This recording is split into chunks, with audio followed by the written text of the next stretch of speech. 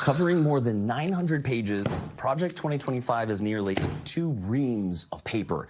And its proposals for climate change essentially call for 2 things: stop researching it and stop talking about it. But global scientific consensus agrees climate change is largely driven by humans burning fossil fuels.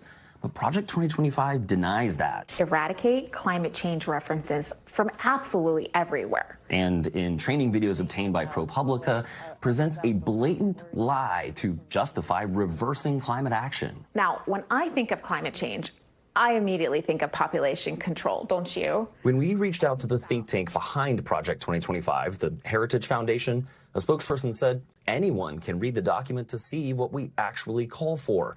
And when you do, you'll read about major cuts and changes to the EPA, FEMA, the National Weather Service, even proposing that NOAA should be dismantled and many of its functions eliminated. It's so bizarre, right? I mean, how many Americans are sitting around their kitchen table right now with their family looking over bills and the cost of living and thinking to themselves, what are we going to do about NOAA and the Weather Service? I mean, literally, I can think about 99 problems and NOAA ain't one of them. Project 2025 has sweeping plans for NOAA agencies to fully commercialize the National Weather Service, sideline the National Climate Assessment, and says NOAA's climate change research should be disbanded, even though that research helps improve forecasts and keep Americans safe. That's why everybody gets up each and every day to come in here and do their research so that the public have the knowledge, the understanding, the information to make decisions that are critical for them and their families. But I am concerned that they don't want to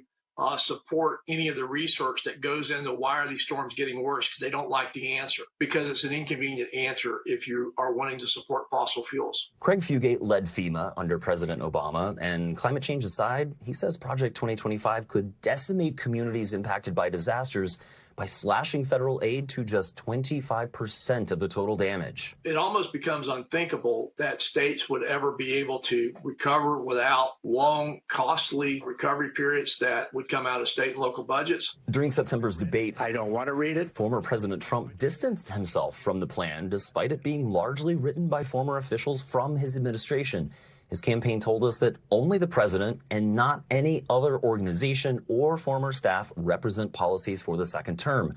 However, Mr. Trump nodded to Project 2025 in a 2022 speech to the Heritage Foundation, the group that wrote it. This is a great group, and they're going to lay the groundwork and detail plans for exactly what our movement will do. And even in the Trump administration, their climate report pointed out these were the things we were already seeing, and they were increasing: extreme heat and extreme rainfall events. So just because you don't like the answer doesn't mean the information isn't important. You know, how do we prepare ourselves if we ignore what is coming? Well, let's bring in Chase Cain for more on this. So, Chase, organizations like NOAA seem pretty essential for everyday Americans. Why are there calls to cut back on something like NOAA? I mean, they're just calling NOAA a climate alarmist organization. I mean, they're really going after NOAA, it seems, because of their climate change research. But, you know, there's broad scientific consensus. As we mentioned in this story, the climate change is very real. It is a threat. I mean, Americans are feeling the consequences of it all across the country. We just had 2 powerful back-to-back hurricanes. We have wildfires and heat waves. I mean, the consequences are here. And so going after their climate science, I mean, plenty of experts say that's a bad thing to do, a dangerous thing to do. And like we've mentioned, former President Donald Trump has distanced himself from Project 2025, but he also had 1 term in office so far. So is there anything that we can glean about what his policies will look like from that first term? Yeah, I mean, I don't think we need a lot of imagination to think about what a second term would look like. I mean, even in the debate, he was saying, you know, drill, baby, drill, or in one of his rallies. I mean, that's a refrain that he uses. He also famously pulled the United States out of the Paris Climate Agreement. I mean, that was a big international thing. He also weakened the Endangered Species Act,